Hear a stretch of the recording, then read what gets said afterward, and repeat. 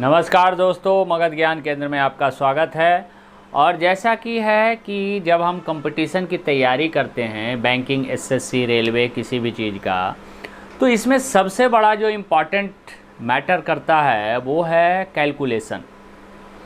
और कैलकुलेशन जो है, बच्चे जब आप पढ़ाई करते हैं तो एक्चुअल में कोई कॉमर्स बैकग्राउंड से होता है, कोई आर्ट्स बैकग्राउंड से होते हैं बच्चे, तो उनको कैलकुलेशन में थोड़ा सा दिक्कत होता है। कॉमर्स वाले को कैलकुलेटर का ये आदत बना होता है, कॉमर्स वाले को कैलकुलेशन से ज़रूरत नहीं पड़ता है।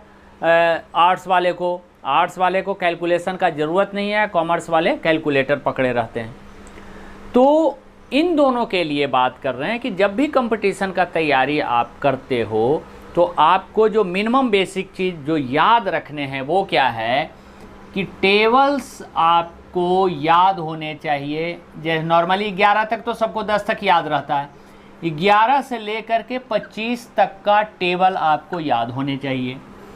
स्क्वायर नंबर जो है कम से कम 25 तक याद होना चाहिए मिनिमम, यानी 1 का स्क्वायर से लेकर के 25 का स्क्वायर तक। यदि 35 का स्क्वायर तक का कर लेते हैं तो बहुत बढ़िया है। क्यूब नंबर में आपको कम से कम 1 से लेकर के 15 तक का क्यूब याद रखना है। 25 का क्यूब कर लेते हैं तो बहुत बढ़िया है। अभी पिछले वीडियो में हम बता चुके हैं स्क्वायर करना और क्यूब करना, तो उसके मदद से आप इसको प्रैक्टिस करिए। और जब आप प्रैक्टिस करिएगा तो आपको ये याद भी हो जाएगा और वो प्रैक्टिस भी हो जाएगा। तो इसको टेबल, स्क्वायर नंबर और क्यूब नंबर ये आपको याद होने चाहिए। जितना ज़्यादा याद रखिएगा आपको कैलकुलेशन में फ़ायदा होगा। जैसे सपोज कीजिए 53892 इंटू, अब मान लिया जाए 14 दिया हुआ है। अब यदि आपका 14 का टेबल नहीं याद है तो ये कैलकुलेशन में बहुत टाइम लगेगा।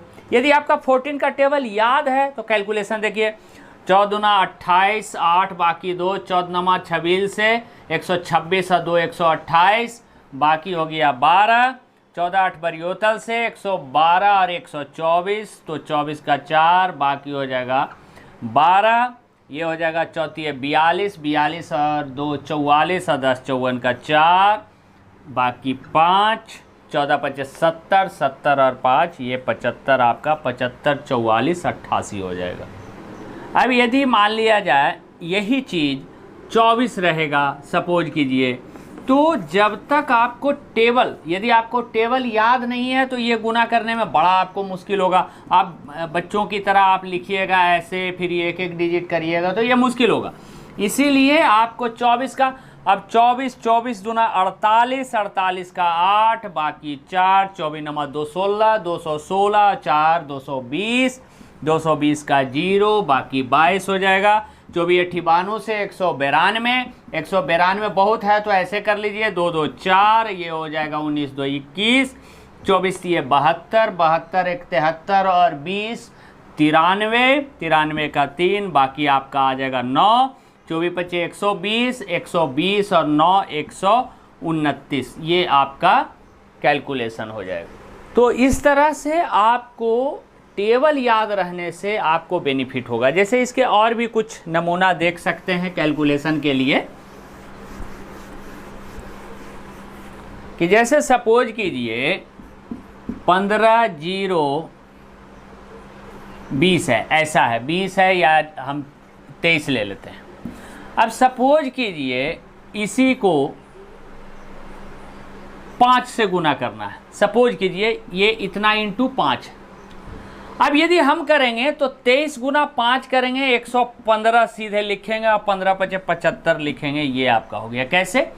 ये 23 को हम लिखे हैं, गुना किए हैं 5 से, 23 का टेबल पढ़ लिए, 0 की जगह पर 1 आ जाएगा। ये 23 गुना 5, 23 25 15 से 115, और ये 15 25 75, ये आपका इधर आ जाएगा। तो ये टोटल हो जाएगा आपका 75 115। तो हर हाल में टेबल बहुत ज़रूरी है। ये काटने में भी अब मान लिया जाए इस तरह से रहा कि आपको 15 0 23 है और डिवाइडेड बाई 5 है, तो इस तरह से आपको काटने में आसानी होगा कि कैसे काटना है। तो ये टेबल जब तक आप याद नहीं रखिएगा 25 तक, तब तक कैलकुलेशन नहीं होना है। हम इस पे और वीडियो लेकर के आते रहेंगे। जय हिंद, जय भारत।